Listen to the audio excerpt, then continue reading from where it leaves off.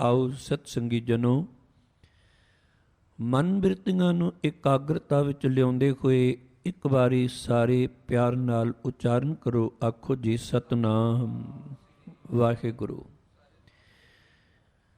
यही पौड़ी इसे ही वार विच पहला भी आप जी ने इस दी विचार सरवण कीती होनी है। जे याद होवे आप जी नूं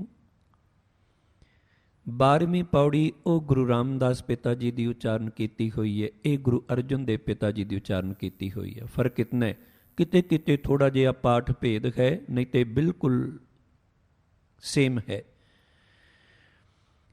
ਇਹਦਾ मतलब की है कि गुरु अर्जुन देव पिता जी भी गुरु रामदास साहब जी के बचनों की प्रौढ़ता पे करते हैं। ये गल चेते रखना।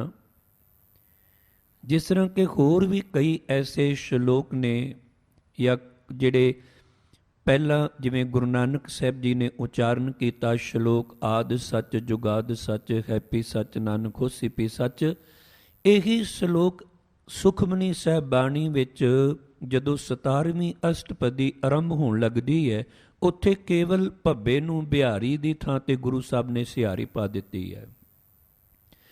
इसे तरह ही दूजा श्लोक जपजी साहब जी का श्लोक पवन गुरु पानी पिता माता धरत महत वाला, जदों तुसीं माज की वार पढ़दे हो ते उहदे विच फिर तुहानूं महला दूजा दे सरलेख हेठ श्लोक पढ़न नूं मिलदा है।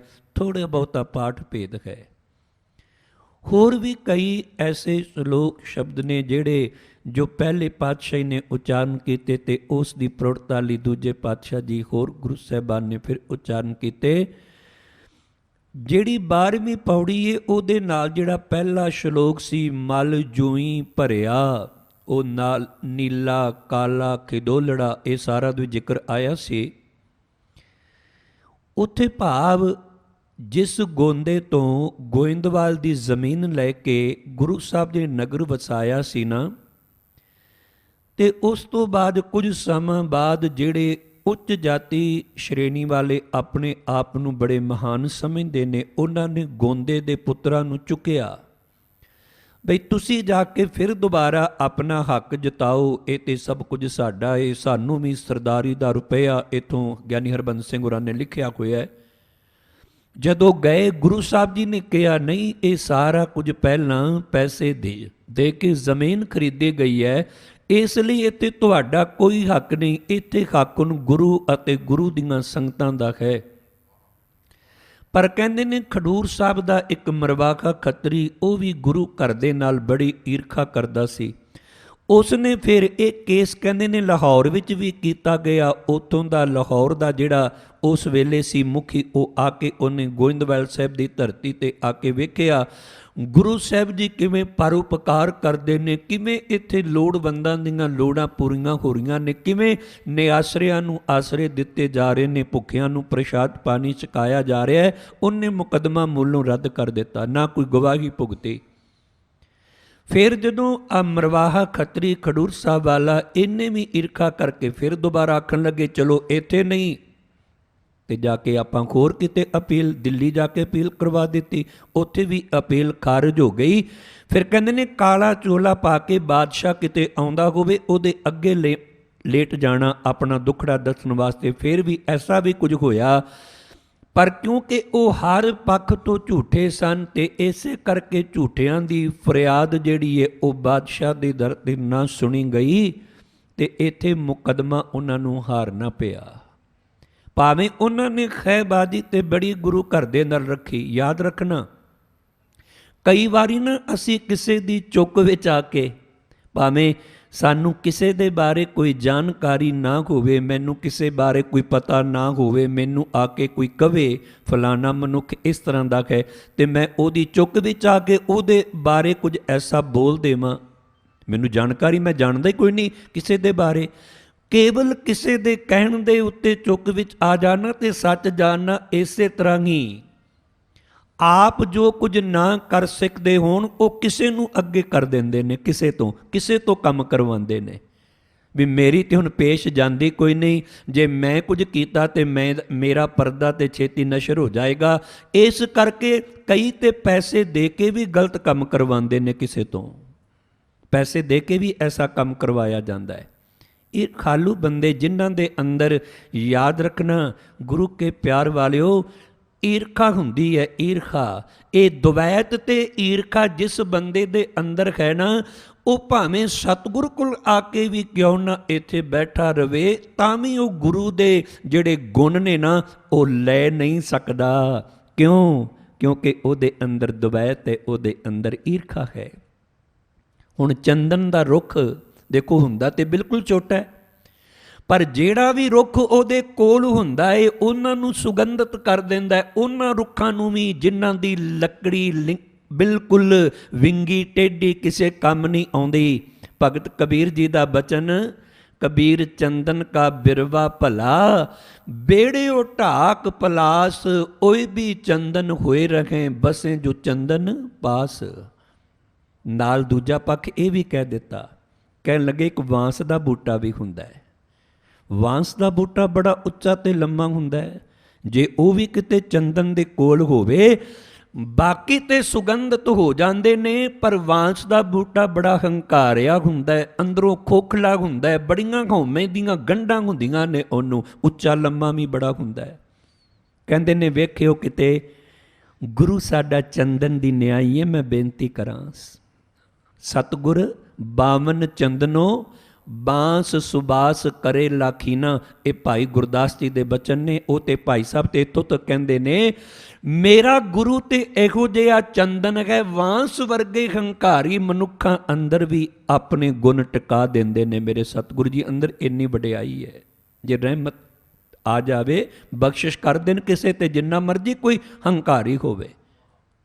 ਭਗਤ ਕਬੀਰ ਜੀ ਦਾ ਬਚਨ, ਕਬੀਰ ਬਾਂਸ ਵਡਾਈ ਬੂਡਿਆ, ਇਉਂ ਮਤ ਡੂਬੋ ਕੋਏ, ਚੰਦਨ ਕੈ ਨਿਕਟੈ ਬਸੈ ਬਾਂਸ ਸੁਗੰਧ ਨਾ ਹੋਏ। ਪਰ ਬਾਂਸ ਵਰਗੇ ਬਹੁਤੇ ਮਨੁੱਖ ਜਿਹੜੇ ਨੇ, ਚੰਦਨ ਦੇ ਨੇੜੇ ਰਹਿ ਕੇ ਵੀ ਚੰਦਨ ਦੀਆਂ ਖੂਬੀਆਂ, ਚੰਦਨ ਦੀ ਸੁਗੰਧੀ ਤੋਂ ਵਾਂਝੇ ਰਹਿ ਜਾਂਦੇ ਨੇ। ਕਾਰਨ ਇੱਕੋ ਹੀ ਹੈ, ਉਹਨਾਂ ਦੇ ਅੰਦਰ ਹੰਕਾਰ ਹੈ, ਉਹਨਾਂ ਦੇ ਅੰਦਰ ਦੁਈ ਦੁਵੈਤ ਹੈ। ਤੇ ਭਗਤ ਕਬੀਰ ਜੀ ਨੇ ਆਪਣੇ ਸ਼ਲੋਕ ਨੰਬਰ 202 ਦੇ ਵਿੱਚ ਇਸ ਦੁਵੈਤ ਦੇ ਬਾਰੇ ਉਹਨੂੰ ਸੰਬੋਧਨ ਕਰਕੇ, ਦੁਵੈਤ ਨੂੰ, ਕਬੀਰ ਧਰਤੀ ਅਰ ਆਕਾਸ਼ ਮੈਂ ਦੋਏ, ਤੂੰ ਬੜੀ ਅਬਧ।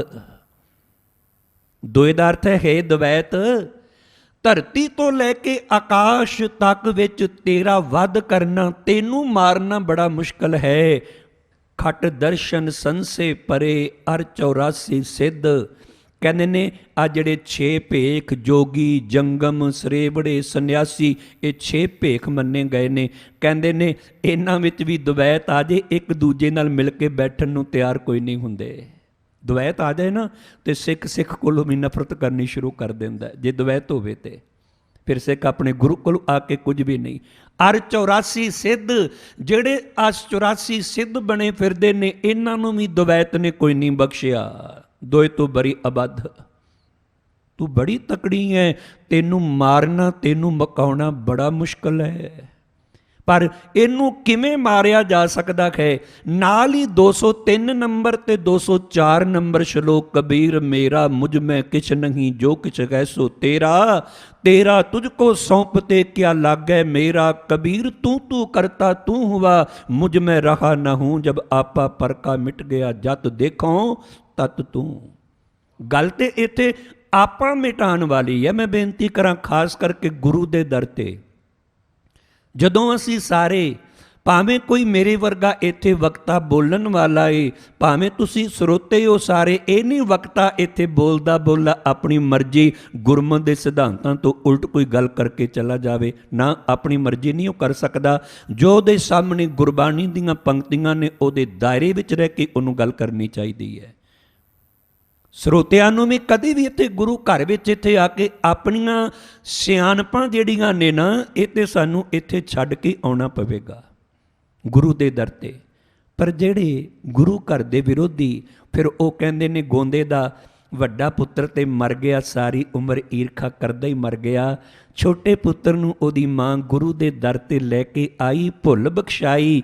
ਤੇ ਮੇਰਾ ਸਤਿਗੁਰੂ ਬੜਾ ਦੀਨ ਦਿਆਲ ਵੀ ਹੈ ਨਾ, ਮੇਰੇ ਗੁਰਦੇਵ ਪਿਤਾ ਨੇ ਇਹ ਨਹੀਂ ਅੱਗੋਂ ਆਖਿਆ ਲੈ ਪਹਿਲਾਂ ਤੁਸੀਂ ਇਹ ਕਰਦੇ ਸੀ ਹੁਣ ਭੁੱਲ ਇੱਥੇ ਖਿਮਾ ਬਖਸ਼ਾਣ ਆ ਗਏ ਹੋ ਨਾ। ਇੱਥੇ ਜਦੋਂ ਵੀ ਕੋਈ ਆਵੇ, ਦੇਰ ਆਏ ਦਰੁਸਤ ਆਏ, ਜਿਵੇਂ ਆਪਾਂ ਕਹਿੰਦੇ ਕੋਈ ਆਵੇ ਤੇ ਸਹੀ। ਗੁਰੂ ਦੇ ਦਰ ਤੇ ਜਿਹੜਾ ਵੀ ਆਇਆ ਸੱਚੇ ਦਿਲੋਂ ਆਇਆ, ਜਿਨਨੇ ਇਹ ਬੇਨਤੀ ਕੀਤੀ, ਨਾਨਕ ਗਰੀਬ ਟਹਿ ਪਿਆ ਦੁਆਰੇ, ਹਰ ਮੇਲ ਲਹੋ ਵਡਿਆਈ। ਸੱਚ ਜਾਨਣਾ ਮੇਰੇ ਗੁਰੂ ਨੇ ਨੂੰ ਚੁੱਕ ਕੇ ਆਪਣੇ ਨਾਲ ਮਿਲਾ ਲਿਆ। ਇਹ ਮੇਰੇ ਸਤਿਗੁਰੂ ਜੀ ਦਾ ਸੁਭਾਗ ਹੈ, ਇਹ ਮੇਰੇ ਸਤਿਗੁਰੂ ਗੁਰਦੇਵ ਪਿਤਾ ਜੀ ਦੀ ਰਹਿਮਤ ਹੈ। ਉਹ ਤੇ ਤੁਹਾਡੇ ਅਵਗੁਣਾਂ ਨੂੰ ਕੋਈ ਨਹੀਂ ਚਿਤਾਰਦਾ, ਉਹ ਗਿਣਤੀਆਂ ਕੋਈ ਨਹੀਂ ਗਿਣਦਾ ਅਸੀਂ ਕਿੰਨੇ ਅਵਗੁਣ ਕੀਤੇ ਨੇ। ਜੇ ਗਿਣਤੀਆਂ ਕਰਨ ਲੱਗ ਪਵੇ ਨਾ ਫਿਰ ਤੇ ਸਾਡਾ ਹਿਸਾਬ ਕਿਤਾਬ ਹੋ ਹੀ ਨਹੀਂ ਸਕਦਾ। ਹਮਰੀ ਗਣਤ ਨ ਗਣੀਆਂ ਕਾਈ, ਆਪਣਾ ਬਿਰਦ ਪਛਾਨ, ਹਾਥ ਦੇ ਰਾਖੇ ਕਰ ਆਪਣੇ ਸਦਾ ਸਦਾ, ਰੰਗ ਮਾਨ ਸਾਚਾ ਸਾਹਿਬ ਸਦ ਮਿਹਰਬਾਨ, ਬੰਦ ਪਾਇਆ ਮੇਰੇ ਸਤਿਗੁਰ ਪੂਰੇ ਕੋਈ ਸਰਬ ਕਲਿਆਣ।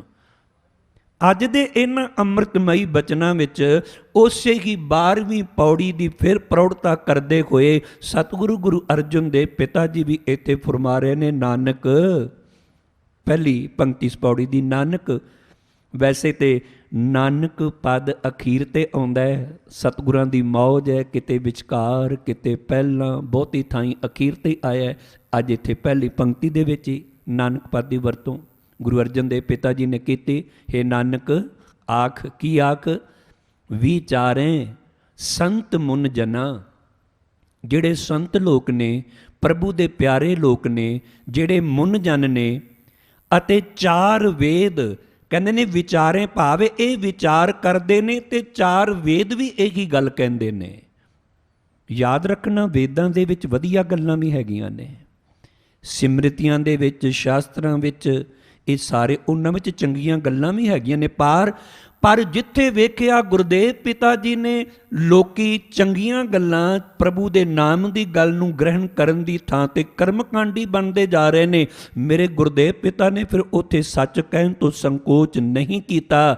ਸਤਿਗੁਰੂ ਅਮਰਦਾਸ ਪਿਤਾ ਜੀ ਦੇ ਬਚਨ ਨੇ, ਸਿਮਰਿਤ ਸ਼ਾਸਤਰ ਪੁੰਨ ਪਾਪ ਵਿਚਾਰ ਦੇ, ਤਤੈ ਸਾਰ ਨਾ ਜਾਣੀ। ਇਹਨਾਂ ਨੂੰ ਪੜ੍ਹਨ ਵਾਲੇ ਕੇਵਲ ਪੁੰਨ ਪਾਪ ਦੀ ਫਿਲਾਸਫੀ ਤੇ ਅੜ ਕੇ ਰਹਿ ਗਏ, ਤਤ ਸਾਰ ਨੂੰ ਇਹਨਾਂ ਨੇ ਸਮਝਿਆ ਕੋਈ ਨਹੀਂ। ਹਾਲਾਂਕਿ ਤਤ ਸਾਰ ਦੀ ਗੱਲ ਚੁੰਨ ਗਈ ਹੈ।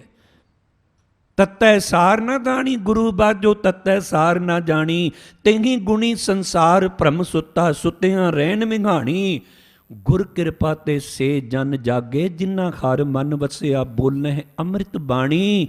ਉਹ ਕਹਿ ਨਾਨਕ ਸੋ ਤਤ ਪਾਏ, ਜਿਸ ਨੂੰ ਅਨ ਦਿਨ ਹਰ ਲਿਵ ਲਾਗੈ, ਜਾਗਤ ਰਹਿਣ ਵਿਹਾਣੀ। ਜਿਨ੍ਹਾਂ ਦੀ ਲਿਵ ਪਰਮਾਤਮਾ ਨਾਲ ਲੱਗ ਗਈ, ਸੁਚੇਤ ਹੋ ਕੇ ਜਾਗਦੇ ਦਾ ਮਤਲਬ ਇਹ ਨਹੀਂ 24 ਘੰਟੇ ਜਾਗਦੇ ਨੇ, ਕਦੀ ਸਰੀਰਕ ਤੌਰ ਤੇ ਸੌਂਦਾ ਹੀ ਕੋਈ ਨਹੀਂ। ਇੱਥੇ ਤਾਂ ਫਿਰ ਸੁੱਤੇ ਹੋਏ ਵੀ ਸੁਚੇਤ ਰਹਿੰਦੇ ਨੇ, ਭਾਵੇਂ ਸੁਚੇਤ ਹੋ ਕੇ ਆਪਣਾ ਜੀਵਨ ਬਤੀਤ ਕਰਦੇ ਨੇ। ਸਿਮਰਤ ਵੇਦ ਪੁਰਾਨ ਪੁਕਾਰਨ ਪੋਥੀਆਂ, ਨਾਮ ਬਿਨਾ ਸਭ ਕੂੜ ਗਾਲੀ ਹੋਚੀਆਂ। ਉੱਥੇ ਵੀ ਸਿਮਰਿਤ ਦੀ ਗੱਲ ਕਰ ਦਿੱਤੀ ਨਾ, ਵੇਦਾਂ ਦੀ ਗੱਲ ਕਰ ਦਿੱਤੀ ਨਾ, ਪੁਰਾਣਾਂ ਦੀ ਗੱਲ ਕਰ ਦਿੱਤੀ, ਸਾਰੇ ਇਹ ਗੱਲ ਕਹਿੰਦੇ ਨੇ। ਤੇ ਇੱਥੇ ਵੀ ਗੁਰਦੇਵ ਪਿਤਾ ਸਤਿਗੁਰੂ ਗੁਰੂ ਅਰਜਨ ਦੇਵ ਜੀ ਫਰਮਾਉਂਦੇ ਨੇ, ਸੰਤ ਮੁਨਜਨ ਜਿਹੜੇ ਨੇ ਇਹ ਵੀ ਇਹੀ ਗੱਲ ਵਿਚਾਰਦੇ ਨੇ, 4 ਵੇਦ ਵੀ ਇਹੀ ਗੱਲ ਕਹਿੰਦੇ ਨੇ। ਕੀ ਕਹਿੰਦੇ ਨੇ? ਭਗਤ ਮੁਖੈ ਤੇ ਬੋਲਦੇ, ਸੇ ਵਚਨ ਹੋਵੰਦੇ। ਜਿਹੜੇ ਪਰਮਾਤਮਾ ਦੇ ਸੱਚੇ ਭਗਤ ਨੇ, ਅਕਾਲ ਪੁਰਖ ਵਾਹਿਗੁਰੂ ਦੀ ਭਗਤੀ ਕਰਨ ਵਾਲੇ ਭਗਤ, ਆਪਣੇ ਮੁਖ ਤੋਂ ਜੋ ਵੀ ਬੋਲਦੇ ਨੇ। ਪਰ ਯਾਦ ਰੱਖਣਾ, ਭਗਤ ਅਵਾ ਤਵਾ ਨਹੀਂ ਬੋਲਦੇ, ਉਹਨਾਂ ਦਾ ਬੋਲਣਾ ਵੀ ਸੰਜਮ ਦੇ ਵਿੱਚ ਹੈ।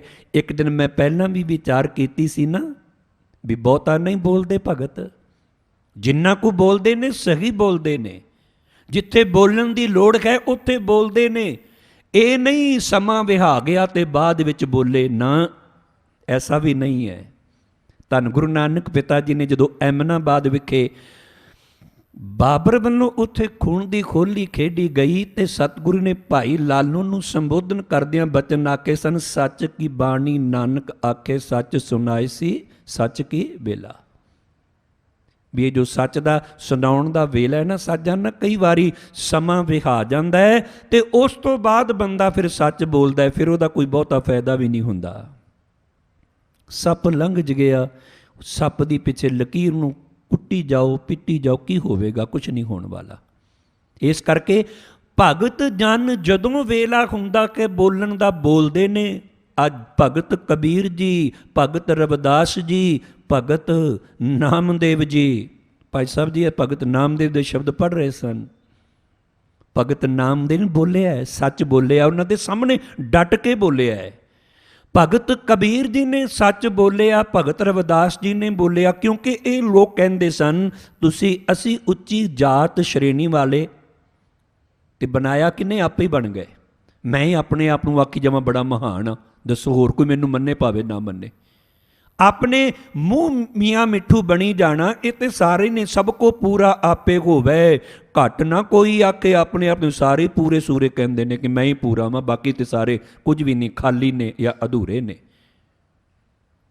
ਉਹਨਾਂ ਨੂੰ ਤੁਹਾਨੂੰ ਭਗਤੀ ਕਰਨ ਦਾ ਹੱਕ ਕੋਈ ਨਹੀਂ। ਭਗਤ ਜੀ ਆਖਣ ਲੱਗੇ, ਵਾਹ ਕਿਆ ਕਮਾਲ ਦਾ ਤੁਹਾਡਾ ਸਿਧਾਂਤ ਹੈ। ਜੇ ਸਾਡਾ ਜਨਮ ਤੁਹਾਡੇ ਮੁਤਾਬਕ, ਕਹੇ ਜਾਂਦੇ ਮੁਤਾਬਕ ਅਖੌਤੀ ਨੀਵੀਂ ਜਾਤ ਵਿੱਚ ਹੋ ਗਿਆ ਹੈ, ਤੇ ਇਹਦੇ ਵਿੱਚ ਸਾਡਾ ਕੀ ਕਸੂਰ ਹੈ? ਭਗਤ ਰਵਿਦਾਸ ਜੀ ਕਹਿੰਦੇ, ਜੇ ਮੇਰਾ ਜਨਮ ਚਮਾਰਾਂ ਦੇ ਘਰ ਵਿੱਚ ਹੋਇਆ ਹੈ, ਯਾਦ ਰੱਖਣਾ ਭਗਤ ਮੁਖੇ ਦੇ ਤੇ ਬੋਲਦੇ ਸੇ ਵਚਨ ਹੁੰਦੇ, ਉਹਨਾਂ ਦੇ ਵਚਨ ਸਹੀ ਹੁੰਦੇ ਨੇ ਜੋ ਬੋਲਦੇ ਨੇ, ਡਰ ਕੇ ਨਹੀਂ ਬੋਲਦੇ। ਬੰਦਾ ਜਦੋਂ ਡਰ ਵਿੱਚ ਬੋਲੇਗਾ ਉਦੋਂ ਸਹੀ ਨਹੀਂ ਬੋਲੇਗਾ, ਕਿਸੇ ਦੇ ਪ੍ਰੈਸ਼ਰ ਹੇਠ ਬੋਲੇਗਾ ਉਦੋਂ ਸਹੀ ਨਹੀਂ ਬੋਲੇਗਾ। ਬੋਲੇਗਾ ਉਦੋਂ ਜਦੋਂ ਬਿਲਕੁਲ ਅੰਤਰ ਆਤਮੇ ਆਪਣੇ ਆਪ ਨੂੰ ਆਜ਼ਾਦ ਮਹਿਸੂਸ ਕਰਦਾ, ਉਦੋਂ ਸੱਚ ਬੋਲਦਾ ਹੈ।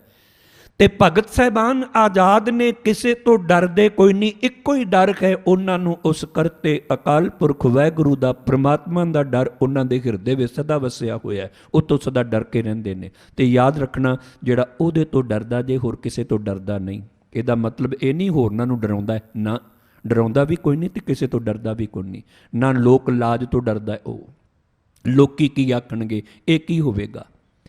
ਭਗਤ ਰਵਿਦਾਸ ਜੀ ਨੇ ਆਪਣੀ ਬਾਣੀ ਅੰਦਰ ਉਹਨਾਂ ਲੋਕਾਂ ਨੂੰ ਲਲਕਾਰ ਕੇ ਆਖਿਆ, ਆਪਨ ਬਾਪੈ ਨਾਹੀ ਕਿਸੀ ਕੋ ਭਾਵਨ ਕੋ ਕਰ ਰਾਜਾ। ਇਹ ਪ੍ਰਮਾਤਮਾ ਕਿਸੇ ਦੀ ਬਾਪ ਦੀ ਜੱਦੀ ਜਾਇਦਾਦ ਨਹੀਂ ਜਿਹੜਾ ਹੱਕ ਜਤਾਵੇ ਕੇਵਲ ਮੈਂ ਹੀ ਭਗਤੀ ਕਰ ਸਕਦਾ, ਤੁਸੀਂ ਨਹੀਂ ਕਰ ਸਕਦੇ। ਮੇਰੇ ਗੁਰੂ ਨਾਨਕ ਪਿਤਾ ਤੋਂ ਲੈ ਕੇ 10ਵੇਂ ਪਾਤਸ਼ਾਹ ਤੱਕ ਇਹੀ ਤੇ ਗੱਲ ਕੀਤੀ ਗਈ। ਜਿਨ੍ਹਾਂ ਲੋਕਾਂ ਨੂੰ ਉਹਨਾਂ ਦੇ ਹੱਕ, ਭਗਤੀ ਵਾਲੇ ਹੱਕ ਜਾਂ ਹੋਰ ਬਣਦੇ ਹੱਕ ਨਹੀਂ ਸਨ ਦਿੱਤੇ ਜਾਂਦੇ, ਸਤਿਗੁਰ ਗੁਰਦੇਵ ਪਿਤਾ ਨੇ ਉਹਨਾਂ ਨੂੰ ਹੱਕ ਦਿਵਾਏ। ਤੁਹਾਡਾ ਹੱਕ ਹੈ ਭਗਤੀ ਕਰਨ ਦਾ, ਤੁਹਾਡਾ ਹੱਕ ਹੈ ਇਹਨਾਂ ਦੇ ਵਿਰੁੱਧ ਜਿਹੜੇ ਝੂਠੇ ਨੇ ਜਾਂ ਐਸਾ ਕਰਦੇ ਨੇ, ਉਹਨਾਂ ਦੇ ਵਿਰੁੱਧ ਤੁਹਾਨੂੰ ਹੱਕ ਹੈ ਲੜਨ ਦਾ, ਸੱਚ ਬੋਲਣ ਦਾ ਹੱਕ। ਗੁਰੂ ਪਾਤਸ਼ਾਹ ਜੀ ਭਗਤ ਸਾਹਿਬਾਨ ਆਪ ਸੱਚ ਬੋਲਦੇ ਨੇ ਤੇ ਸਾਨੂੰ ਵੀ ਤੇ ਸੱਚ ਬੋਲਣ ਲਈ ਪ੍ਰੇਰਣਗੇ ਨਾ। ਜੇ ਜਾਤ ਉੱਤੇ ਕਿਸੇ ਨੇ ਫਿਕਰੇ ਕੱਸੇ ਤੇ ਅੱਖ ਲੱਗੇ, ਤੁਸੀਂ ਕੀ ਕਹਿੰਦੇ ਹੋ? ਮੈਂ ਕਹਿੰਦਾ ਠੋਕ ਵਜਾ ਕੇ, ਭਗਤ ਕਬੀਰ ਜੀ ਕਹਿੰਦੇ, ਕਬੀਰ ਮੇਰੀ ਜਾਤ ਕੋ ਸਭ ਕੋ ਹਸਨੇ ਹਾਰ, ਬਲਿਹਾਰੀ ਇਸ ਜਾਤ ਕੋ ਜੇ ਜਪਿਓ ਸਿਰਜਨਹਾਰ। ਤੁਸੀਂ ਮੇਰੀ ਜਾਤ ਤੇ ਹੱਸਦੇ ਹੋ ਨਾ, ਸਾਰਾ ਸੰਸਾਰ ਹੱਸਦਾ। ਆ ਜੁਲਾਹਾ ਬਣਿਆ ਫਿਰਦਾ ਭਗਤ, ਚਮਾਰ ਬਣਿਆ ਫਿਰਦਾ ਭਗਤ, ਛੀਂਬਾ ਬਣਿਆ ਫਿਰਦਾ ਭਗਤ। ਕਹਿੰਦੇ ਮੈਂ ਬਲਿਹਾਰ ਜਾਂਦਾ ਇਸ ਆਪਣੀ, ਇਹ ਜਿਹਨੂੰ ਤੁਸੀਂ ਨੀਵੀਂ ਜਾਤ ਕਹਿੰਦੇ ਹੋ। ਜੇ ਕਿਤੇ ਮੈਨੂੰ ਵੀ ਰੱਬ ਤੁਹਾਡੀ ਅਖੌਤੀ ਉੱਚੀ ਜਾਤ ਵਿੱਚ ਪੈਦਾ ਕਰ ਦੇਣ ਤਾਂ ਮੈਂ ਤੇ ਹੰਕਾਰ ਵਿੱਚ ਹੀ ਮਰ ਜਾਣਾ ਸੀ। ਇਹ ਮੈਨੂੰ ਜਾਤ ਦਾ ਹੀ ਬਮਾਨ ਰਹਿਣਾ ਸੀ, ਤੇ ਮੈਂ ਭਗਤੀ ਕਿੱਥੋਂ ਕਰਨੀ? ਜਿੱਥੇ ਹੰਕਾਰ ਉੱਥੇ ਪ੍ਰਮਾਤਮਾ ਦੀ ਭਗਤੀ ਕਿੱਥੇ ਆ ਕੇ ਟਿਕਦੀ ਹੈ? ਸਤਿਗੁਰੂ ਧੰਨ ਗੁਰੂ ਅਰਜਨ ਦੇਵ ਪਿਤਾ ਜੀ ਫਰਮਾਉਂਦੇ ਨੇ, ਭਗਤ ਮੁਖੈ ਤੇ ਬੋਲਦੇ ਸੇ ਵਚਨ ਹੋਵੰਦੇ। ਦਾ ਮਤਲਬ ਸੱਚ ਹੁੰਦੇ ਨੇ, ਜੋ ਬੋਲਦਾ ਉਹਨਾਂ ਦਾ ਸੱਚ ਹੈ, ਜੋ ਵੀ ਬੋਲਦੇ ਨੇ। ਤੇ ਭਗਤਾਂ ਦੀ ਬਾਣੀ ਜਦੋਂ ਆਪਾਂ ਪੜ੍ਹਦੇ ਹਾਂ, ਕਿ ਉਹਨੂੰ ਗੁਰੂ ਸਾਹਿਬ ਦੀ ਬਾਣੀ ਨਾਲੋਂ ਘੱਟ ਕਰਕੇ ਅੰਕਦੇ ਹਾਂ? ਬਰਾਬਰ ਹੈ ਨਾ। ਇੱਕਾ ਬਾਣੀ, ਇੱਕ ਗੁਰ, ਇੱਕੋ ਸ਼ਬਦ ਵਿਚਾਰ। ਹੁਕਮ ਭਾਵੇਂ ਭਗਤ ਕਬੀਰ ਜੀ ਦੀ ਬਾਣੀ ਵਿੱਚੋਂ ਆ ਜਾਏ, ਭਗਤ ਰਵਿਦਾਸ ਜੀ ਦੀ ਬਾਣੀ ਵਿੱਚੋਂ ਆ ਜਾਏ, ਜਾਂ ਉਹਨਾਂ ਦੇ ਭਗਤ ਕਬੀਰ ਦੇ ਸ਼ਲੋਕ ਬੜੇ ਪਿਆਰ ਨਾਲ ਪੜ੍ਹੇ ਸੁਣੇ ਜਾਂਦੇ ਨੇ। ਬਾਬਾ ਫਰੀਦ ਜੀ ਦੇ ਸ਼ਲੋਕ ਸੰਗਤਾਂ ਬਹੁਤ ਪਿਆਰ ਨਾਲ ਸੁਣਦੀਆਂ ਪੜ੍ਹਦੀਆਂ ਨੇ। ਭਾਵ ਭਗਤਾਂ ਨੂੰ ਵੀ ਅਸੀਂ ਉਹਨਾਂ ਪਿਆਰ ਕਰਦੇ ਹਾਂ, ਸੱਚ ਬੋਲਦੇ ਨੇ ਉਹ। ਇਸ ਕਰਕੇ ਗੁਰੂ ਕੇ ਪਿਆਰ ਵਾਲਿਓ, ਜੇ ਸੱਚ ਬੋਲਣ ਵਾਲਿਆਂ ਨੂੰ ਰੱਬ ਪਿਆਰ ਕਰਦਾ ਏ, ਰੱਬ ਦੇ ਲੋਕੀ ਪਿਆਰ ਕਰਦੇ ਨੇ, ਤੇ ਫਿਰ ਤੇ ਸਾਨੂੰ ਵੀ ਇੱਥੋਂ ਸਿੱਖਿਆ ਲੈਣੀ ਬਣਦੀ ਹੈ ਵੀ ਸੱਚ ਦਾ ਪੱਲਾ ਪਕੜੀਏ, ਘੁੱਟ ਕੇ ਪਕੜੀਏ, ਛੱਡੀਏ ਨਾ ਕਦੀ। गुरु दा ऐसा गुरु सच है, परमात्मा सच है। गुरु दा पल्लू घुट के पकड़ के रखो। भगत मुख है ते बोलदे से वचन होवंदे, प्रगट पहाड़ है जापदे सब लोक सुनंदे। लुकी छुपी गल नहीं है। ऐसा ना सोचना कि लुकी छिपी गल हुंदी है। प्रगट हो जाते ने, संसार विच प्रसिद्ध हो जाते ने। ते कहंदे ने उन्हां दी शोभा जिहड़ी सारे लोक सुनते ने। लोक पर यह होया किवें? ये नहीं जदों वो शोभा सुनते ने ते हंकार विच आ जाते ने। जे कोई उन्हां दी निंदिया करदा है ते फिर अग्गों उन्हां नूं भाव तत्तियां तत्तियां सुनाउंदे ने। ऐसा नहीं है। उन्हां दी शोभा वो मालिक ने करवाई है। धन गुरु अर्जुन देव पिता जी का बचन है, जिस नीच को कोई न जाने, नाम जपत ओ चौं कुंट माने। जिन्हों कोई जानता ही नहीं, तो जे किते वो परमेश्वर नाल, जिमें हुण परमेश्वर नूं मैं बेनती करां, वख-वख धर्मां विच जिस रूप विच भावें मन्निया जांदा है, कोई ऐसे नास्तिक बंदे होणगे जिहड़े रब नूं ना मनदे होण। नहीं तो जिहदे नाल धर्म जुड़िया होया है वो किसी न किसी रूप विच परमात्मा नूं मनदे ही मनदे ने, परमात्मा नूं मनदे ने। ते परमात्मा जिहदी शोभा सारे संसार विच है, ते जे आपां उहदे नाल जुड़ जावांगे, सहज सुते की उहदे नाल जुड़िया तुहाडी शोभा भी, ते तुसीं उहदे भगत हो, कोई भी होवे भावें। फिर जिस नीच को कोई न जाने, नाम जपत ओ चौं कुंट माने। फिर अगे रहाओ वाला पदा, दर्शन मांगो दे प्यारे, तुमरी सेवा कौन कौन न तारे। जाके निकट न आवे कोई, सगल सृष्ट वाके चरण मल धोई। ਉਹ ਜਿਹਦੇ ਕੋਈ ਨੇੜੇ ਨਹੀਂ ਸੀ ਆਉਂਦਾ, ਉਹਦੇ ਲੋਕੀ ਆ ਕੇ ਮਲ ਮਲ ਕੇ ਪੈਰ ਧੋਣ ਲਈ ਤਿਆਰ ਹੋ ਜਾਂਦੇ ਨੇ। ਜੋ ਪ੍ਰਾਣੀ ਕਾਹੂ ਨਾ ਆਵਤ ਕਾਮ, ਸੰਤ ਪ੍ਰਸਾਦ ਤਾਕੋ ਜਪੀਐ ਨਾਮ। ਜੇ ਗੁਰੂ ਦੀ ਕਿਰਪਾ ਹੋ ਜਾਵੇ ਨਾ, ਜਿਹੜਾ ਪ੍ਰਾਣੀ ਕਹਿੰਦੇ ਬਿਲਕੁਲ ਇਹ ਤੇ ਨਿਕੰਮਾ ਸੀ, ਅੱਜ ਜ਼ਬਾਨ ਤੇ ਉਹਦਾ ਨਾਮ ਚੜਿਆ ਹੋਇਆ ਹੈ। ਜਪਣ ਦਾ ਮਤਲਬ ਹੁੰਦਾ ਜ਼ਬਾਨ ਤੇ ਨਾਂ ਚੜ ਜਾਣਾ, ਫਲਾਣਾ ਕਿਆ ਬਾਤ ਹੈ ਜੀ, ਕਿਆ ਸੇਵਾ ਕਰਦਾ ਏ, ਕਿਆ ਉਹਦੇ ਵਿੱਚ ਨਿਮਰਤਾ ਹੈ। ਉਹ ਆਪਣਾ ਆਪ ਨਹੀਂ ਢੰਡੋਰਾ ਪਿੱਟਦਾ, ਤੁਸੀਂ ਉਹਦੇ ਜੀਵਨ ਨੂੰ ਵੇਖ ਵੇਖ ਕੇ ਇਹ ਕਹਿੰਦੇ ਹੋ। ਤੁਸੀਂ ਵੇਖ ਵੇਖ ਕੇ ਉਹਦੇ ਜੀਵਨ ਵੱਲੋਂ ਤੁਹਾਡੀ ਜ਼ੁਬਾਨ ਤੋਂ ਵੀ ਕੁਦਰਤੀ ਉਹ ਸੱਚ ਨਿਕਲਦਾ ਹੈ। ਤੇ ਮੇਰੇ ਸਤਿਗੁਰੂ ਪਿਤਾ ਜੀ ਇੱਥੇ ਇਹੀ ਤੇ ਬਖਸ਼ਿਸ਼ ਕਰਨ, ਭਗਤ ਜਨ ਹੁੰਦੇ ਨੇ ਨਾ, ਭਾਵੇਂ ਭਗਤ ਹੋਵੇ, ਭਾਵੇਂ ਸਾਡੇ ਸਤਿਗੁਰੂ ਜੀ ਨੇ, ਗੁਰੂ ਕੇ ਐਸੇ ਸਿੱਖ ਨੇ। ਤੇ ਜੇ ਇਹੋ ਜਿਹੇ ਦੇ ਨਾਲ ਕੋਈ ਈਰਖਾ ਕੋਈ ਕਰ ਵੀ ਲਵੇਗਾ ਤੇ ਕੀ ਹੋਵੇਗਾ? ਆਕਾਸ਼ ਵੱਲ ਮੂੰਹ ਕਰਕੇ ਕੋਈ ਥੁੱਕਣ ਦਾ ਯਤਨ ਕਰੇ, ਸੂਰਜ ਵੱਲ, ਚੰਦਰਮੇ ਵੱਲ, ਹੋਏਗਾ ਕਿ ਉਹਦੀ ਆਪਣੀ ਥੁੱਕ ਆਪਣੇ ਮੂੰਹ ਤੇ ਪੈ ਜਾਏਗੀ, ਉਹਦੀ ਥੁੱਕ ਉੱਪਰ ਕੋਈ ਨਹੀਂ ਪਹੁੰਚਣੀ। ਗੁਰੂ ਕੇ ਪਿਆਰ ਵਾਲਿਓ, ਜੇ ਅਸੀਂ ਪ੍ਰਮਾਤਮਾ ਦੇ ਨਾਲ, ਪ੍ਰਭੂ ਪਿਆਰਿਆਂ ਦੇ ਨਾਲ, ਆਪਣੇ ਗੁਰਦੇਵ ਪਿਤਾ ਜੀ ਦੇ ਨਾਲ, ਗੁਰਮਤਿ ਦੇ ਸਿਧਾਂਤਾਂ ਦੇ ਨਾਲ ਲਈ ਫਿਰਦੇ ਨੇ ਸਿਧਾਂਤ, ਵੇਖੇ ਨੇ ਇਹੋ ਜਿਹੇ ਸਿਧਾਂਤ, ਕਈ ਐਸਾ ਕਹਿ ਦਿੰਦੇ ਨੇ। ਨਹੀਂ ਗੁਰੂ ਕੇ ਪਿਆਰ ਵਾਲਿਓ, ਗੁਰਮਤਿ ਸਿਧਾਂਤ ਸਦਾ ਅਟਲ ਨੇ। ਧੰਨ ਗੁਰੂ ਨਾਨਕ ਪਿਤਾ ਤੋਂ ਲੈ ਕੇ ਜੋ ਗੁਰਦੇਵ ਪਿਤਾ ਨੇ ਦ੍ਰਿੜ ਕਰਵਾਏ, ਅੱਜ ਵੀ ਉਸੇ ਤਰ੍ਹਾਂ ਹੀ ਹੈ। ਸੱਚ ਉਦੋਂ ਵੀ ਸੀ, ਅੱਜ ਵੀ ਹੈ ਤੇ ਕੱਲ੍ਹ ਵੀ। ਯਾਦ ਰੱਖਣਾ, ਗੁਰਬਾਣੀ ਵਿੱਚ ਕਿਸੇ ਪ੍ਰਕਾਰ ਦਾ ਇਹ ਨਾ ਸੋਚੋ ਪਹਿਲਾਂ ਤਾਕਤ ਜ਼ਿਆਦਾ ਸੀ ਤੇ ਅੱਜ ਘਟ ਗਈ ਹੈ ਤੇ ਕੱਲ੍ਹ ਨੂੰ ਹੋਰ ਘਟ ਜਾਏ। ਬਿਲਕੁਲ ਨਹੀਂ, ਐਸਾ ਸੋਚਣਾ ਹੀ ਨਿਰਮੂਲਕ ਹੈ, ਗਲਤ ਹੈ। ਗੁਰਬਾਣੀ ਪਹਿਲਾਂ ਵੀ ਸੀ ਉਸੇ ਤਰ੍ਹਾਂ ਹੀ ਅੱਜ ਵੀ। ਜਿਹਦਾ ਵੀ ਜੀਵਨ ਪਲਟਾ ਖਾਧਾ, ਉਹ ਗੁਰਬਾਣੀ ਨੂੰ ਸੁਣ ਕੇ ਜੀਵਨ ਬਦਲਿਆ ਹੈ। ਚੇਤੇ ਰੱਖਣਾ, ਜਿੰਨੇ ਵੀ ਸਿੱਖ ਇਤਿਹਾਸ ਪੜ੍ਹ ਕੇ ਵੇਖ ਲਓ, ਧੰਨ ਗੁਰੂ ਨਾਨਕ ਪਿਤਾ ਤੋਂ ਲੈ ਕੇ ਗੁਰੂ ਨਾਨਕ ਨੇ ਜਿਹਨੂੰ ਵੀ ਸਮਝਾਇਆ ਹੈ, ਤੁਰਕੀ ਬਾਣੀ ਰਾਹੀਂ ਸਿੱਖਿਆ ਦਿੱਤੀ ਹੈ। ਗੁਰੂ ਦੇ ਦੀਦਾਰ ਤੇ ਬੜਿਆਂ ਨੇ ਕੀਤੇ ਹੋਣਗੇ। ਜਿਨ੍ਹੇ ਗੁਰੂ ਦੇ ਬਚਨ ਨੂੰ, ਗੁਰੂ ਨਾਨਕ ਜੀ ਨੂੰ ਸੁਣਿਆ ਵੇਖਿਆ, ਸੇ ਫਿਰ ਗਰਭਾਸ ਨਾ ਪਰਿਆ ਰੇ। ਪਹਿਲਾਂ ਸੁਣਨ ਦੀ ਗੱਲ, ਵੇਖਣ ਦੀ ਗੱਲ ਤੇ ਬਾਅਦ ਵਿੱਚ ਆਈ ਹੈ। ਅੱਜ ਅਸੀਂ ਵੇਖਣ ਵੱਲ ਧਿਆਨ ਜ਼ਿਆਦਾ ਦਿੰਦੇ ਹਾਂ, ਸੁਣਦੇ ਕੋਈ ਨਹੀਂ, ਪੜ੍ਹਦੇ ਕੋਈ ਨਹੀਂ ਗੁਰੂ ਨੂੰ। ਤੇ ਸਤਿਗੁਰੂ ਕਹਿੰਦੇ ਨੇ, ਪ੍ਰਗਟ ਪਹਾੜ ਹੈ ਜਾਪਦੇ ਸਭ ਲੋਕ ਸੁਣੰਦੇ। ਕੁਦਰਤਨ ਤੌਰ 'ਤੇ ਜਿਸ ਮਨੁੱਖ ਦੀ ਸ਼ੋਭਾ ਹੋਵੇ, ਤੇ ਬਹੁਤ ਸ਼ੋਭਾ ਹੋਣ ਲੱਗ ਪਏ ਨਾ, ਸੱਚ ਦਾ ਮੁੱਢ ਤੋਂ ਵਿਰੋਧ ਹੁੰਦਾ ਆਇਆ ਹੈ। ਗੁਰੂ ਨਾਨਕ ਪਿਤਾ ਤੋਂ ਲੈ ਕੇ ਦਸ਼ਮੇਸ਼ ਪਿਤਾਜੀ ਤੱਕ ਸੱਚ ਜਾਣਨਾ। ਸੱਚ ਦੇ ਵਿਰੋਧੀ ਵੀ ਕਈ ਖੜੇ ਹੋ ਜਾਂਦੇ ਨੇ, ਸੱਚ ਦਾ ਵਿਰੋਧ ਕਰਨ ਲੱਗ ਪੈਂਦੇ ਨੇ। ਤੇ ਇਸੇ ਤਰ੍ਹਾਂ ਹੀ ਸਤਿਗੁਰੂ ਕਹਿੰਦੇ ਨੇ, ਜਿਹੜੇ ਉਹ ਮੁਗਧ ਨਰ, ਮੁਗਧ ਦਾ ਅਰਥ ਹੁੰਦਾ ਮੂਰਖ, ਸੁਖ ਨਾ ਪਾਇਨ, ਸੁਖ ਨਹੀਂ ਪਾਉਂਦੇ। ਸੁਖ ਨਹੀਂ ਪਾ ਸਕਦੇ ਸੰਤ ਨਾਲ ਕਹੰਦੇ। ਜਿਹੜੇ ਸੰਤ ਸ਼ਬਦ, ਜਿਵੇਂ ਸਾਧ ਸ਼ਬਦ ਵੀ ਗੁਰਬਾਣੀ ਵਿੱਚ ਗੁਰਮੁਖਾਂ ਵਾਸਤੇ ਵੀ ਆਇਆ ਹੈ, ਗੁਰੂ ਵਾਸਤੇ ਵੀ ਆਇਆ ਹੈ, ਇਸੇ ਤਰ੍ਹਾਂ ਸੰਤ ਸ਼ਬਦ ਗੁਰਸਿੱਖਾਂ ਵਾਸਤੇ ਵੀ, ਸਾਧ ਸੰਗਤ ਵਾਸਤੇ ਬਹੁਵਚਨ ਸ਼ਬਦ ਕਿਤੇ ਵੀ ਆਇਆ। ਜਿਵੇਂ ਸੰਤੋ ਸੰਬੋਧਨ ਕਰਕੇ ਕਿਹਾ, ਤੁਹਾਨੂੰ ਸਾਰੇ ਸਤਸੰਗੀ ਜਨਾਂ ਨੂੰ ਆਵਾਜ਼ ਮਾਰ ਕੇ ਕਿਹਾ। ਸੰਤ ਸ਼ਬਦ ਪਰਮਾਤਮਾ ਵਾਸਤੇ ਵੀ ਆਇਆ ਹੈ। ਭਾਗ ਹੋਵਾ ਗੁਰ ਸੰਤ ਮਿਲਾਇਆ, ਪ੍ਰਭ ਅਬਨਾਸ਼ੀ ਘਰ ਮੈਂ ਪਾਇਆ। ਹੁਣ ਗੁਰੂ ਨੇ ਕਿਹੜਾ, ਗੁਰੂ ਤੋਂ ਵੱਡਾ ਹੋਰ ਕੋਈ ਸੰਤ ਪਰਮਾਤਮਾ ਹੀ ਹੈ, ਬਸ ਹੋਰ ਕਿਹੜਾ ਹੈ। ਉਹ ਫਿਰ ਉਹਦੀ ਵਿਆਖਿਆ ਪ੍ਰਭ ਅਬਨਾਸ਼ੀ ਦੇ ਰੂਪ ਵਿੱਚ ਕੀਤੀ, ਘਰ ਵਿੱਚ ਹੀ ਪਾ ਲਿਆ। ਸੰਤ ਪਰਮਾਤਮਾ ਵਾਸਤੇ ਵੀ ਆਇਆ ਹੈ। ਤੇ ਇੱਥੇ ਵੀ ਜਿਹੜੇ ਗੁਰੂ ਸੰਤ ਨਾਲ, ਪਰਮਾਤਮਾ ਸੰਤ ਨਾਲ, ਪਰਮਾਤਮਾ ਦੀ ਭਗਤੀ ਕਰਨ ਵਾਲੇ, ਗੁਰੂ ਨਾਲ ਜੁੜੇ ਹੋਏ ਗੁਰਸਿੱਖਾਂ ਦੇ ਨਾਲ ਜਿਹੜੇ ਖਹਿਬਾਜੀ ਕਰਦੇ ਨੇ, ਖਹਿੰਦੇ ਨੇ। ਖਹਿਬਾਜੀ ਜਿਹੜੀ ਹੈ ਨਾ, ਇਹ ਬੜਾ ਨੁਕਸਾਨ ਕਰਦੀ ਹੈ। ਮੈਂ ਵਾਂਸ ਦੀ ਗੱਲ ਪਹਿਲਾਂ ਹੀ ਕਰ ਚੁੱਕਾ ਵਾਂ। ਆ ਜਿਹੜੀ ਦਾਵਾ ਅਗਨ, ਜਿਹਨੂੰ ਜੰਗਲ ਦੀ ਅੱਗ ਕਹਿੰਦੇ ਆ, ਪਤਾ ਕਿਵੇਂ ਲੱਗਦੀ ਹੈ? ਵਾਂਸ ਦੇ ਬੂਟੇ ਇੱਕ ਦੂਜੇ ਨਾਲ ਖਹਿਣਾ ਸ਼ੁਰੂ ਕਰ ਦਿੰਦੇ ਨੇ। ਖਹਿਬਾਜੀ, ਹਵਾ ਚੱਲਦੀ ਹੈ ਤੇ ਇਹਨਾਂ ਦੀ ਖਹਿਬਾਜੀ ਸ਼ੁਰੂ ਹੋ ਜਾਂਦੀ ਆਪਸ ਵਿੱਚ। ਬਸ ਉਹ ਐਸਾ ਆਪਸ 'ਚ ਰਗੜ ਰਗੜ, ਜਦੋਂ ਰਗੜ ਖਾਂਦੇ ਨੇ, ਪਹਿਲਾਂ ਜਿਵੇਂ ਪੁਰਾਣੇ ਜ਼ਮਾਨੇ ਵਿੱਚ ਲੱਕੜ ਦੇ ਉੱਤੇ ਲੱਕੜ ਰਗੜ ਰਗੜ ਕੇ ਫਿਰ ਜਾ ਕੇ ਕਿਤੇ ਅੱਗ, ਪੱਥਰਾਂ ਤੋਂ ਅੱਗ ਪੈਦਾ ਕੀਤੀ ਜਾਂਦੀ ਸੀ। ਤੇ ਫਿਰ ਉੱਥੋਂ ਕਹਿੰਦੇ ਨੇ ਦੋਨਾਂ ਦੀ ਖਹਿਬਾਜੀ ਵਿੱਚ ਅੱਗ ਜਿਹੜੀ ਹੈ ਨਾ ਬਲ ਉੱਠਦੀ ਹੈ, ਸਾਰੇ ਜੰਗਲ ਨੂੰ ਸਾੜ ਕੇ ਸਵਾਹ ਕਰ ਦਿੰਦੀ ਹੈ। ਪਰ ਹਾਂ, ਇਸ ਜੰਗਲ ਵਿੱਚੋਂ ਵੀ ਉਹ ਬੂਟੇ ਬਚ ਜਾਂਦੇ ਨੇ ਜਿਹੜੇ ਜੰਗਲ ਦੇ ਨਾਲ ਨਾਲ ਦਰਿਆ ਵਗਦਾ ਸੀ, ਜਿਨ੍ਹਾਂ ਦੀਆਂ ਜੜ੍ਹਾਂ ਥੱਲੇ ਦਰਿਆ ਤੱਕ ਸਨ, ਉਹਨਾਂ ਨੂੰ ਅੱਗ ਪੋ ਨਾ ਸਕੀ। ਦਾਵਾ ਅਗਨ ਬਹੁਤ ਤ੍ਰਿਣ ਜਾਲੇ, ਕੋਈ ਹਰਿਆ ਬੂਟ ਰਹਿਓ ਰੀ।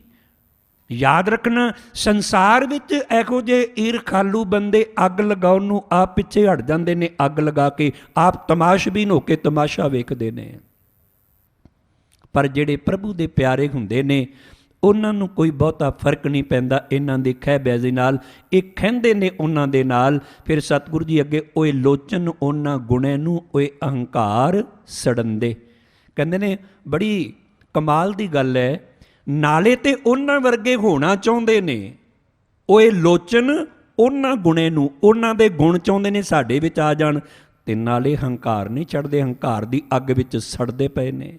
ਇਹ ਕਿਵੇਂ ਗੱਲਾਂ ਹੋ ਸਕਦੀਆਂ?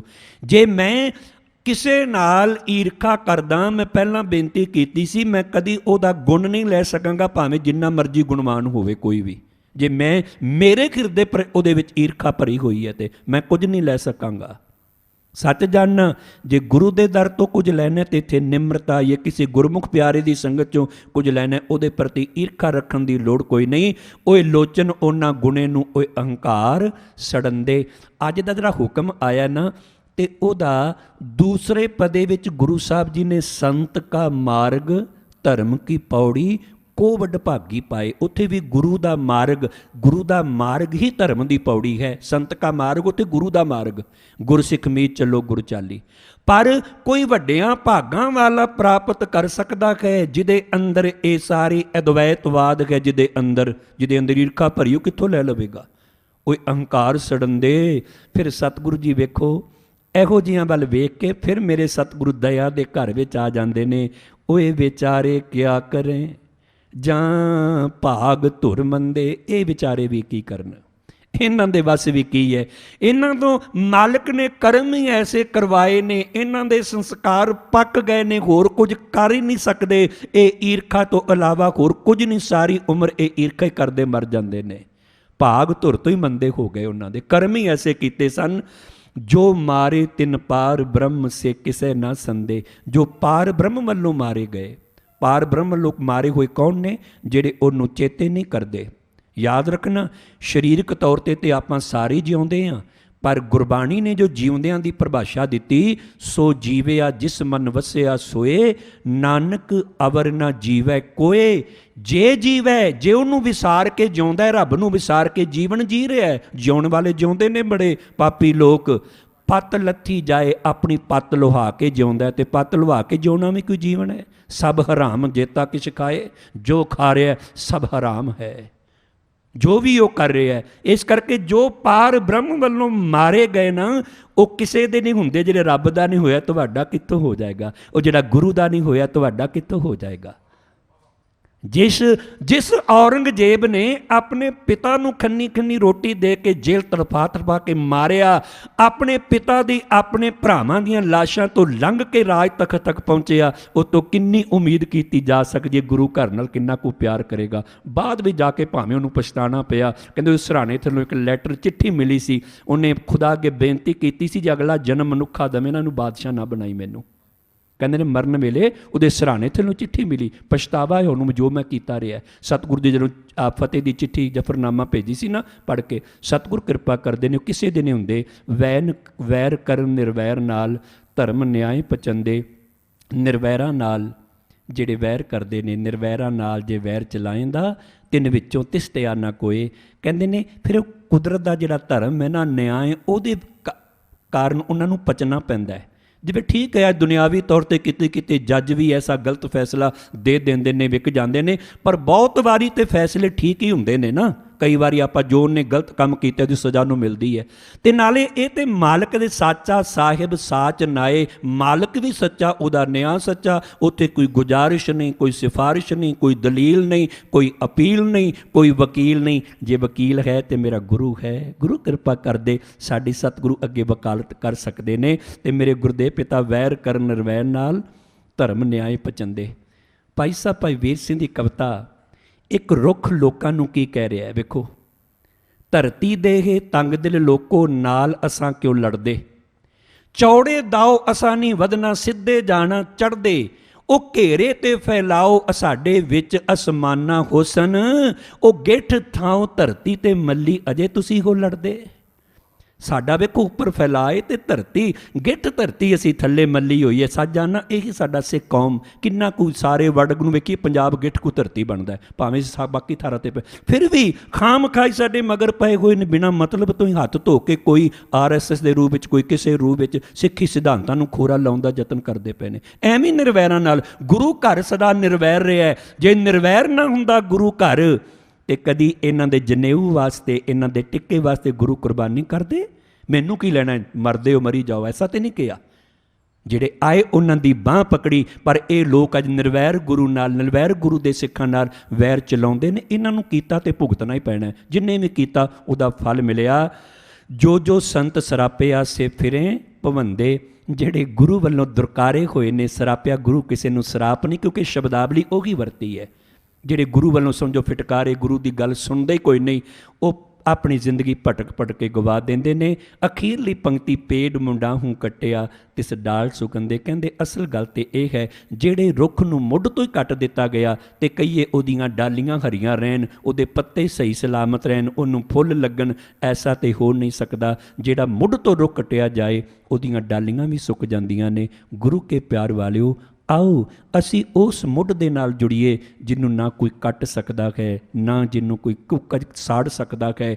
ਤੇ ਤਾਂ ਹੀ ਤੇ ਕਿਸੇ ਸ਼ਾਇਰ ਨੇ ਸਿੱਖੀ ਦਾ ਬੂਟੇ ਦੀ ਗੱਲ ਕੀਤੀ ਨਾ, ਉਹ ਸਿੱਖੀ ਦਾ ਬੂਟਾ ਏ, ਹਰ ਥਾਂ ਜੋ ਪਲਦਾ ਏ। ਭਾਵੇਂ ਨੂੰ ਅੱਗ ਵਿੱਚ ਸਾੜਨ ਦਾ ਯਤਨ ਕੀਤਾ ਗਿਆ, ਆਰਿਆਂ ਨਾਲ ਵੱਢਣ ਦਾ ਵੀ ਯਤਨ ਕੀਤਾ ਗਿਆ, ਪਰ ਨਹੀਂ। ਗੁਰੂ ਰਹਿਮਤ ਕਰੇ, ਗੁਰੂ ਬਖਸ਼ਿਸ਼ ਕਰੇ। ਇਸ ਪਾਵਨ ਪੌੜੀ ਵਿੱਚੋਂ ਜੋ ਸਿੱਖਿਆ ਸਾਨੂੰ ਮਿਲਦੀ ਹੈ ਉਹ ਇਹੀ ਹੈ ਕਿ ਸਾਂਝ ਕਰੀਜੈ ਗੁਨਾਹ ਕੇਰੀ, ਛੋੜ ਅਵਗੁਣ ਚੱਲੀਐ। ਅਵਗੁਣਾਂ ਵੱਲ ਬਹੁਤਾ ਕਿਸੇ ਵੱਲ ਨਾ ਵੇਖਿਆ ਕਰੀਏ, ਜਿਹੜੇ ਗੁਣ ਮਿਲਦੇ ਨੇ ਉਹਨਾਂ ਨੂੰ ਪੱਲੇ ਬਣ ਕੇ ਆਪਣਾ ਜੀਵਨ ਬਤੀਤ ਕਰੀਏ। ਧੰਨਵਾਦ ਗੁਰੂ ਗ੍ਰੰਥ ਸਾਹਿਬ ਜੀ ਦਾ, ਜਿਨ੍ਹਾਂ ਨੇ ਵਿਚਾਰ ਦੀ ਸੇਵਾ ਲਈ। ਆਪ ਸੰਗਤਾਂ ਦਾ ਧੰਨਵਾਦ ਜਿਨ੍ਹਾਂ ਨੇ ਪਿਆਰ ਨਾਲ ਗੁਰਮਤਿ ਵਿਚਾਰਾਂ ਸਰਵਣ ਕੀਤੀਆਂ। ਹੋਈਆਂ ਭੁੱਲਾਂ ਮੇਰੀਆਂ ਜਾਣ ਕੇ ਖਿਮਾ ਕਰ ਦੇਣੀਆਂ। ਬੁਲਾਓ ਫਤਿਹ ਆਖੋ ਜੀ। ਵਾਹਿਗੁਰੂ ਜੀ ਕਾ ਖਾਲਸਾ, ਵਾਹਿਗੁਰੂ ਜੀ ਕੀ ਫਤਿਹ।